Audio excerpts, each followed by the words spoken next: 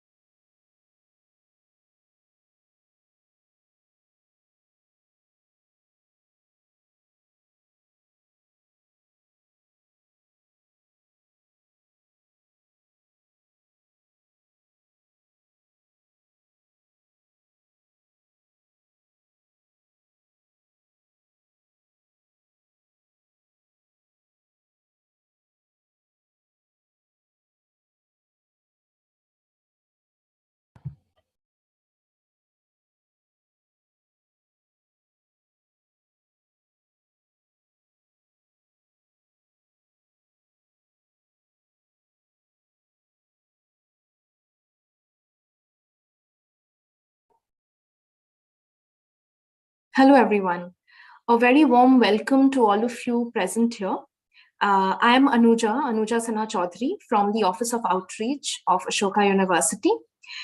So in today's session, we are going to discuss in detail about the financial aid which is offered at Ashoka University for the graduate programs like the Masters in Economics and the Masters in English. As the most of you who are present here, I'm assuming that all of you are in the process of your application. You would have a few doubts related to the financial aid which is offered at the Ashoka University. We understand the different questions that you may have. Hence, we have decided on answering all those questions live on today's webinar. From the Office of Financial Aid, we have Mr. Vineet Sabharwal, the Senior Director of the Office of Financial Aid, and Hridesh Joshi, the Manager from the Office of Financial Aid, who will be answering all your questions.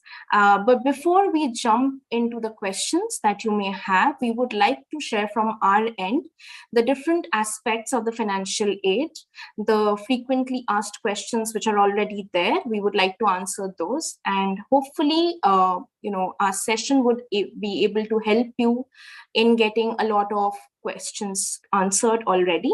In the last 15 minutes of the session, we would keep the floor open for all your questions.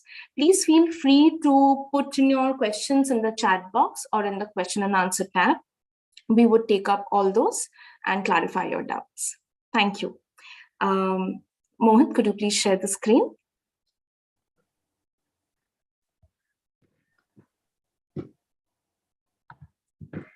Yes, thank you. So Hridesh, to begin with, what do we exactly mean by need-based financial aid, and what is the philosophy behind this at Ashoka? Right. Thank you, Anuja, for your question. So as the largest collective philanthropy in education in India, our aim is to basically make a quality education available to all. So this is really to create sort of a level playing field for everyone. So we believe that when students get selected, they all have equal chance to succeed at Ashoka academically. However, we also acknowledge that financially, they may be on different levels. And everyone can't afford the Ashoka fee, either in part or the entire fee. So hence our program, which is based on how much a family can afford and not how much scores you've gotten, creates that sort of a level playing field, which is what we are trying to ensure through the financial aid program. So we want everyone to study at Ashoka, and no one should be denied access to quality education for lack of money. So that's the premise of financial aid at Ashoka. Right.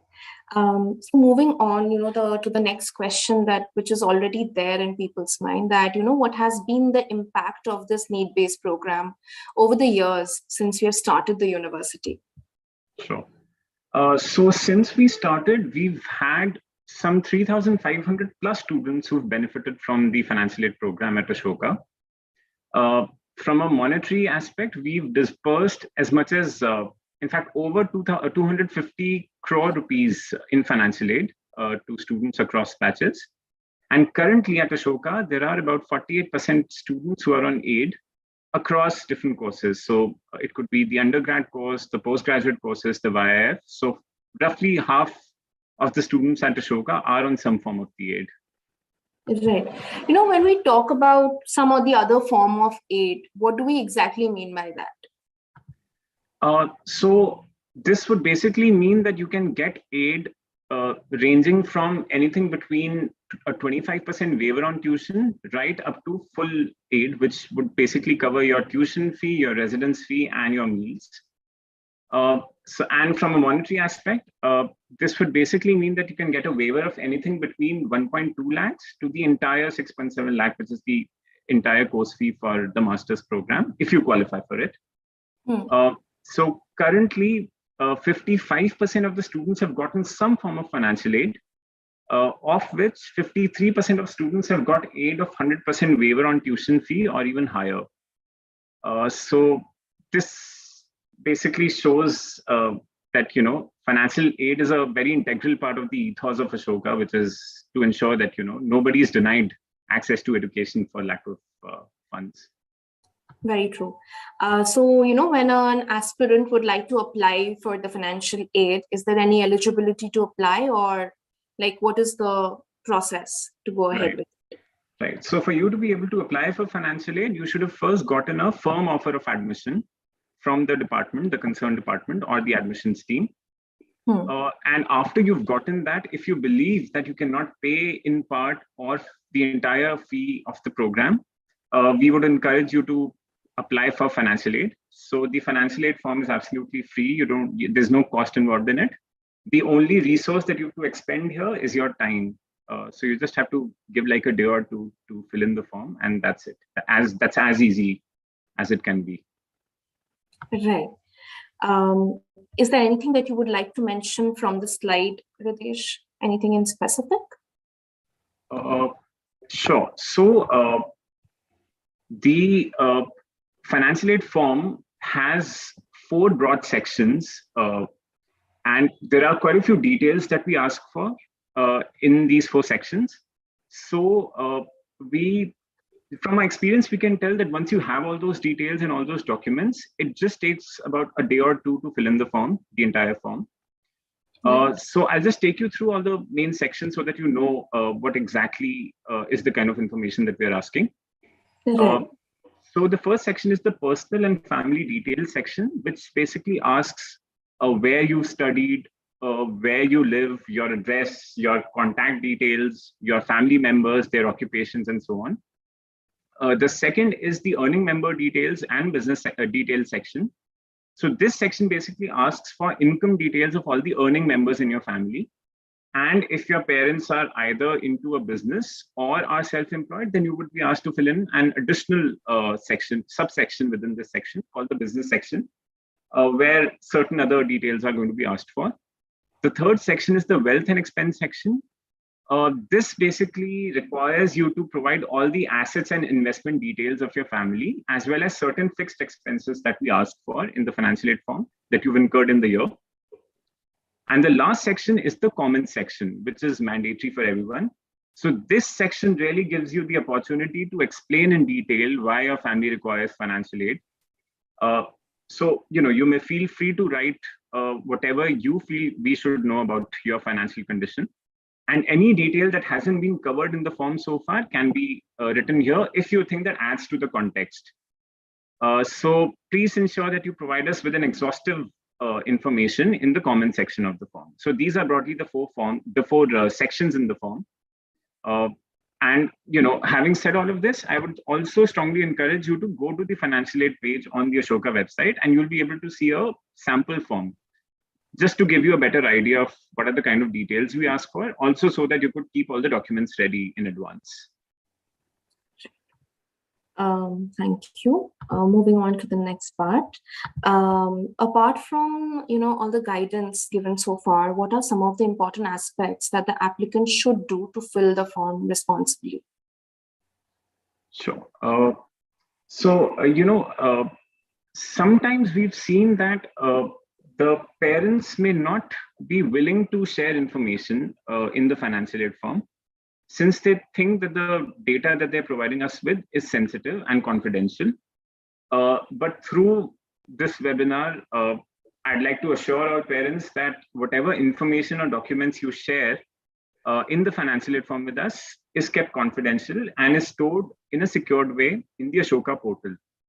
So nobody other than the Office of Financial Aid would have access to this information. And even the other departments at Ashoka would not have access to this. So I can assure you of complete confidentiality as far as the information is concerned. So one challenge that we've seen over the years is that whenever the student faces any problem while filling in the form, they would generally write to us after the deadline is over. And once the deadline is over, we really may not be able to do much unless unless something exceptional has happened. We may not be able to open the form for you again. So I would strongly encourage you to please write to us as soon as you encounter any issue while filling in the form. And we are all prompt responders, so we'll be able to reply to your message right away. If not right away, we'll try to at least address the issue in the same day. So yeah, these are the two challenges I've seen that the students face while they are filling in the form, and something that the students should keep in mind when they are in the process. Right. So other than this, Anuja, if I could also add that if in fact we could go to the next slide. Sure. Or so there would be a slide that has all the mail IDs mentioned. I think the slide after the next one that you had shown, the slide after this, yeah, this one, yes. So these are three very important mail IDs, and I would encourage all prospective applicants to please save these IDs in their mailboxes, just to prevent any mail going into your spam. So these are the three mail IDs that you will be getting all the information on about your admission as well as financial aid. So I would encourage students to save all these three IDs. And one important thing that the students have to also keep in mind is that while you are filling in the form, given that you may not be privy to all the information, all the financial information of your family, I would encourage you to also involve your parents while you're filling it in. Because sometimes you may think of finances in a certain way, but your parents may be aware of how the family finances work, and therefore it's important that you also involve them while you're filling in the form.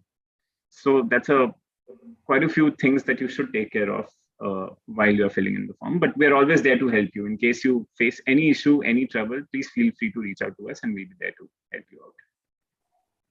Thank you, Radesh. So basically, I have a controversial question for you now.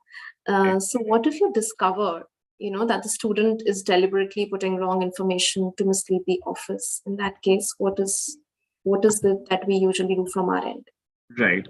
So Anuja, that's a good question, but that's also a very, very pertinent question. So every form that we receive is subject to verification by us, either through an email conversation or through a phone call. And if during our conversation it is found, or even if we have an inkling that the details that you've shared in the form are incorrect, then I'm afraid the candidate's financial application will be disqualified there and then. So please be truthful while you are disclosing all your facts in the financial aid form. Right. Last but not the least, how does the financial aid process work, and what time should a student apply? Sure. Like I had said earlier, the financial aid form, the link to the form will only be received once you've received a confirmed offer of admission from the university. So when you receive a mail of a firm offer of admission, it would also say that the financial aid form is now open for you, and you can go to the portal and you will find a link there to the financial aid form. So now if you look at the slide that has all the dates, I think the slide after this. Mohit, if you could just. Yeah. So if you look at the dates, the financial aid form for the MA English program starts on the 17th of May, and it'll be a 5-day window. You'll have to submit it by the 22nd of May. The forms for MA Economics will open on the 3rd of June, and they'll be open until the 8th of June. So these are two dates that you have to adhere to and keep in mind while filling in the form. The financial aid office will be available to answer all your queries. So please feel free to reach out to us whenever you face any issue. Please do not wait for the deadline to get over. Please reach out to us whenever you have any issue while filling in the form. So I would also add here that during the process of filling in, there could be several questions in the form about how to fill in the form, especially when the candidate is from another country, and the kind of disclosures that you have there are different from the disclosures that we ask for. Again, and I'm reiterating it again and again, which is that please feel free to reach out to us in case you have any issue while filling in the form. And please also stick to the deadline. Please make sure that you send us your questions, your queries within the deadline, and not wait for it to get over. Yeah. So yeah, these are certain points that every applicant should keep in mind while filling in the form. Yeah, and also I think over the period of years, what I've also seen is that students tend to reach out on the very last date. Exactly. So try avoid doing that, because you would have very less time in case you need to arrange any documents.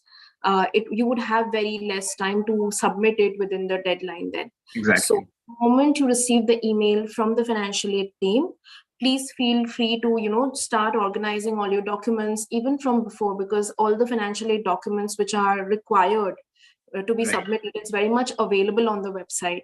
So you keep those in place and have it organized already even before you can start your application for financial aid. Right. Is there anything else, Ridesh, that we would like to share from our end in terms of the slides or any other information? No, I think I'll now wait for questions from the viewers. Sure. Yeah. So I would urge all of you who are present here, if any of you have any question, please feel free to start typing in those questions. As of now, okay, we have one question, whether it is being offered on the basis of merit or financial status of the individual. I think that has been answered by Ridesh already, that we offer financial aid on the basis of the need, on the basis of the financial context that you're coming from. Is there anything else that you would like to add, Ridesh? Yeah, perhaps just that the merit gets taken care of during admissions. So we don't consider that during financial aid. It's purely based on need. Exactly. So once you receive the admissions offer from the admissions team, it's only then the financial aid comes into the picture. And the second question is, does Ashoka offer any fee waiver based on merit without considering the individual's financial background? No. So as you have already answered the question, that your application will determine your candidature and the other eligibility which is required for each of these programs. So go through the eligibility criteria, answer the questions properly which are there in the application form. If required, you can also go through our admissions webinar, which is available on the YouTube channel of Ashoka University, where our admissions team have discussed in detail about the admissions process. There have been several sessions which were held by the economics as well as the English department faculty, where you could get more insight into the admissions process and the curriculum, and what are the different factors which plays role in determining your candidature. So because that is taken care of, your application to the program, your admissions will be taken care of on the basis of your merit. By merit, we do not, of course, mean only academic scores or anything. It's a holistic thing that we usually look at. And of course, like different departments like English and economics, both the departments have different procedures. So kindly follow the respective processes depending on the subject that you're applying for. But financial aid is given only on the basis of the need, on the basis of your financial context. Yeah. Okay, we have a few more questions. Just a moment. Yeah. How do I submit my application to get full funding from you? I graduated as the best student of my university and lost my sponsor to COVID-19, which stopped me from doing master's degree. Okay. So see, I cannot assure full funding in advance. We would have to receive the financial aid application for you, and only after we look at your details would we be able to arrive at an amount of aid. So I would just encourage you to fill in the form with all the details, all the possible details that you could muster within those 5 days, and we'll try our best to award the best possible aid to you based on the information that you've given. Right. Thank you, Ridesh. The next question is that, do we have to mention our financial circumstance on our application form for the MA program in order to later access the financial aid form? No, sorry, I did not get the question. I think they're asking that when they're applying to the program, Right. in that particular application form, do they need to mention that they need financial aid in order to be later eligible for the financial aid? No. So every student who is given a firm offer of admission will be able to apply for financial aid. Now it's entirely up to you whether you want to apply or not, but you would have the link available on your portal to apply to the financial aid department for the financial aid program. Yeah. The next question is, how is the financial aid percentage decided? Is merit also included? I guess merit part is something that we have already answered, but yeah, right. Ridesh, if you could share something more on the percentage. Yes, so there's actually a list of factors that we look at. It's not just income. Of course, income is a very important part of it, but it's not just income that we look at. So there's a list of factors, for instance, how many people in your family earn, how many dependents there are in the family, what are the fixed expenses that you have, what is the nature of those fixed expenses, such other factors. So there's a entire comprehensive list of factors that we look at, after which the amount of aid is decided by us. Right. The next question is, if a person belongs to a joint family and there are more than one earning member, but different businesses, so do we have to provide the details of all earning members? Only if they're contributing financially to, to the collective finances of the family. So if it's your father who's paying all the bills for the immediate family, then you need not include other earning members. Only if there's a collective corpus where money from every business is going and that corpus is being used to finance, to basically pay all your bills, only then should you include the other earning members, otherwise not. Otherwise, only the earning members in your immediate family, nobody outside of it. Right. Will there be any stipend or financial assistance apart from the financial aid towards academic and hostel mess fee? If you could, yeah. Mentioning about the residential fee, I believe. Okay.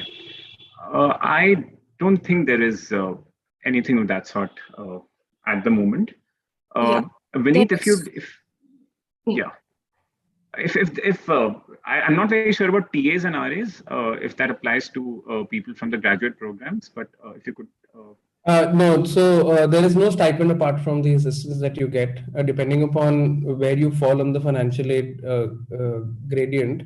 The maximum that you could get is a waiver on your tuition, residence, and meals. That's the policy at this stage. Thank you, Vineet. The next question is, just a moment. How do I get the scholarship form, or once applied for admission, the committee determines? Like, I think the question is about how can one eventually apply to the financial aid? Will the form be sent to them, or what's the procedure? So there will be a link on the portal. So in fact, the mail that you get where you receive a firm offer of admission, you'll be told how to go about applying for the financial aid. So there'll be a link on the portal which will take you to the financial aid form, and I think the mail will explain it well how to navigate your way to the form. The next question is something that we often get. If I'm financially independent, then what should I mention? Well, though we acknowledge and appreciate the fact that you're financially independent. But the philosophy at Ashoka is that it is the primary responsibility of the parents to finance, fund the education expenses of their children. And we are there to only bridge the gap between your ability to pay and the fee at Ashoka.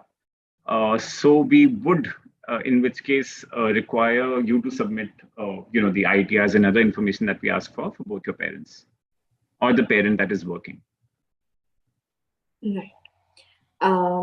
Any specific consideration for people, for applicants, coming from scheduled caste? No, the caste is not taken into account while we are determining or assessing cases for financial aid. There is another question where he's asking that I have an older brother who lives in a different city. He does not contribute to our family financially. Should I include his details, and will his income status be considered as well by the financial aid office? You must include, not because his income is also going to be included in the total income that we take for the purpose of arriving at an amount of aid, but just so that we have a more holistic picture of how the family finances are placed. So you must include it. It'll just make the decision better. The quality of the decision better. So you must include it. Yes. The last question as of now is the fee waiver for both the academic years or just the first year? No, so the aid once awarded will be applicable to both your years at Ashoka. Okay. Is there any provision for people who do not have their parents? So in that case, if you have a guardian, you may give us details related to him or her. If not, then whatever, in the form, whatever you can fill in with your knowledge of finance or, just to help us explain better in terms of how you are managing the expenses, or if there's anybody who's funding your education expenses or living expenses. So if there's a guardian, you could mention his details, or in the comment section, just give us an idea of how you are funding your education. I think that should be sufficient. That should suffice for the purpose of us deciding it. In case there's any extra information we require for the purpose of our assessment, we'll write to you and we'll ask for further details. Right. There is another question where this person is asking, I used to work, but now I have a job and not earning since I have planned to go for post-graduation. However, my wife is earning. In that case, how my aid would be computed? You should submit your details as well as your spouse's details. See, I cannot at this point tell whose details are going to be considered for assessment, whose are not going to be considered, but it's always good to share details so that we can take a more holistic view of your family finances. So I would encourage you to share your as well as your wife's details. Right. There's this applicant who is messaging us from Nigeria saying that the network is not too great there. So probably the person is not being able to hear us clearly. Whether the financial aid form could be mailed to the person, has shared the email ID with us. So I'll take a note of that. But at the same time, if you can hear us, also letting you know that the website has a financial aid form, right, Pradesh, if I'm not wrong? Yes, that's right. So the student portal, the dashboard will have the form. Right. So you can refer to the website to actually have a look, student portal basically, to have a look at the financial aid form.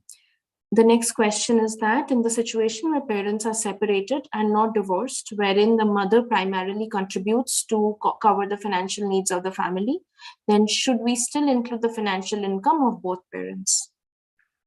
So it's a little sensitive, but unless they are legally separated, we would consider both parents as,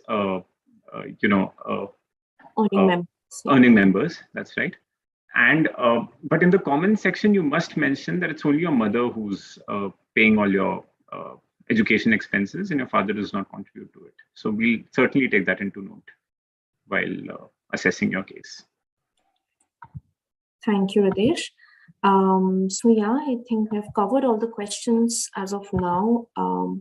We can spend a few more minutes in case if you have any other question, please feel free to ask us.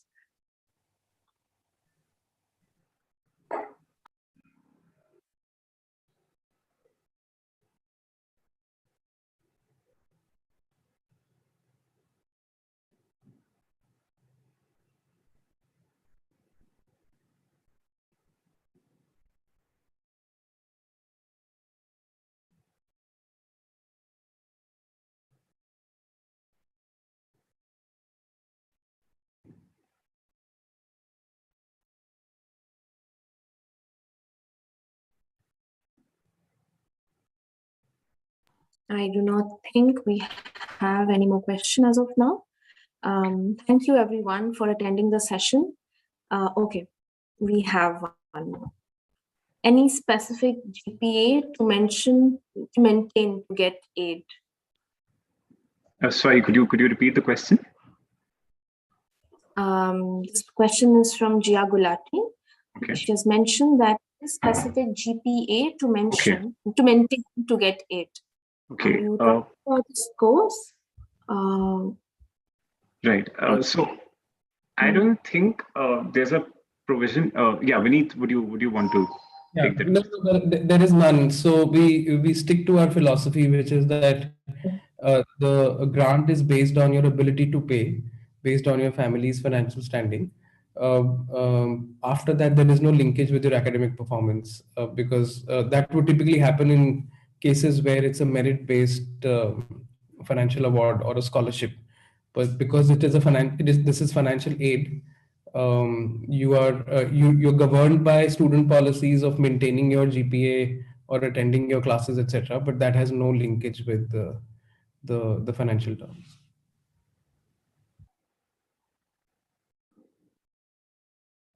Thank you, Vineet. I will just be sharing the website link with all of you where you get an easy access to all the financial aid related information in case you have missed out something from the session. So yeah, I'm sharing the link in the chat box. In the meanwhile, maybe there is just one thing that we could cover, is that apart from the financial aid, suppose a person gets 50% or 25% aid but would still need more. In that case, is there anything that we do on the educational loan front? Is there any facility from our end? Yeah, we do. So we do have tie-ups with the HDFC Credila and Credence. So these are two financial institutions that give education loans at very competitive rates. So we can get you in touch with the authorities that do that, and you could then sort of, so they'll do a profiling, they'll look at your profile and accordingly be able to help you with educational loans. Thank you. So I think you would have details relating to it on the financial aid page. And you can feel free to reach out to us if you want further details. Okay, so there's a specific question related to the financial aid. If someone's family income is less than 2.5 lakhs and his family didn't require to pay ITR, so can I submit the income certificate, proof certificate on the ITR section? Certainly, you can. It'll work well, yeah, you can.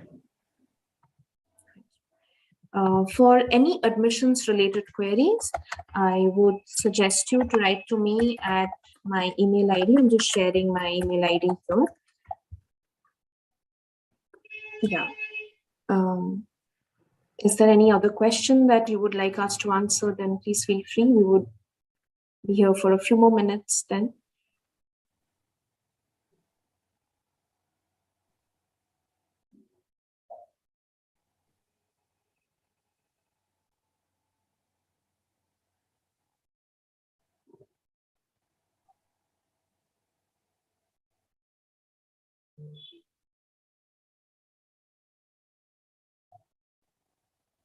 Okay. Assuming, okay, there is one. What are the exact list of documents for applying for financial aid? So there are quite a few documents that we ask for.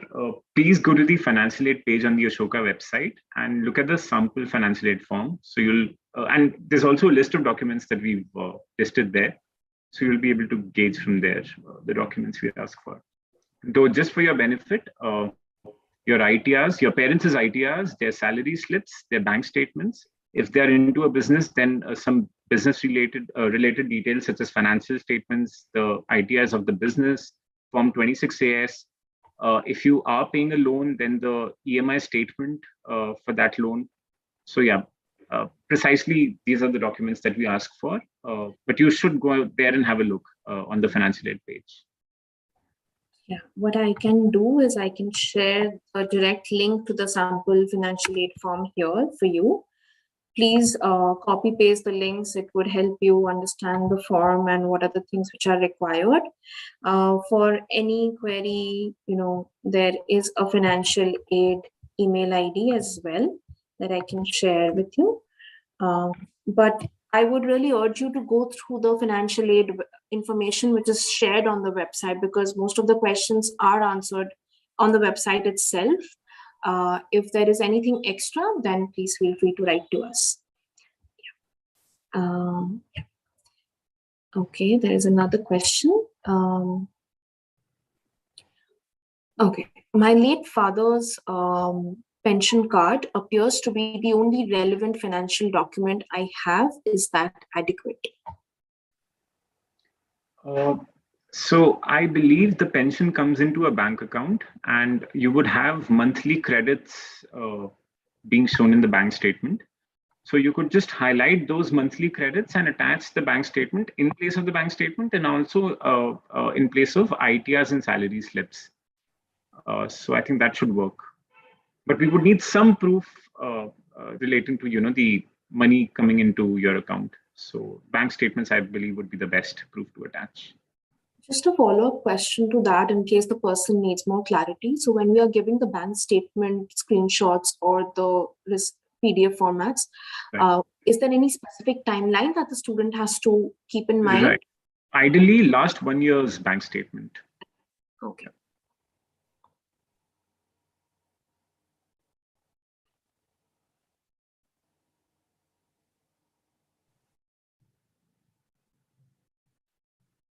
Any other question, anyone?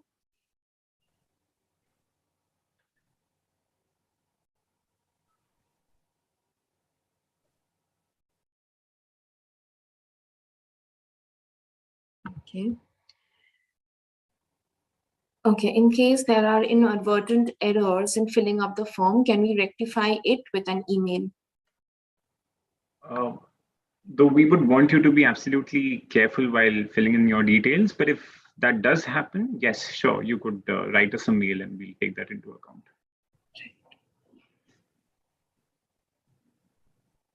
But yeah, again, I guess try and do that well before the deadline, because it always would be more helpful for you.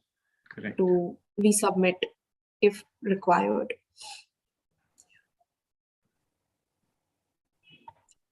Okay, I think we have been able to answer most of the questions.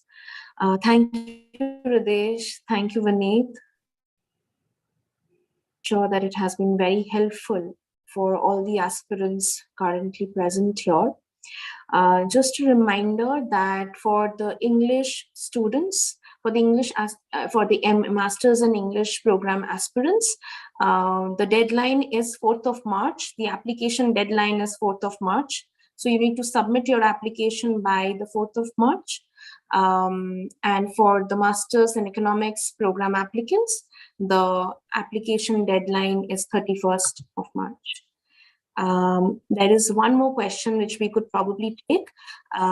This person is mentioning that my father has lost his job, so this time they do not have any financial source. So will that person be able to get 100% financial aid or not? Again, I can't tell in advance if 100% aid is what you will get, but you must attach his previous ITRs and his previous salary slips. But in the comment section, be very, very clear about the current financial situation of the family. So we'll be able to take a holistic view of your family finances and decide accordingly. Exactly. Thank you. Thank you, Ridesh. Thank you, Vineet. Thank you, Anuja. Thank you, Anuja, for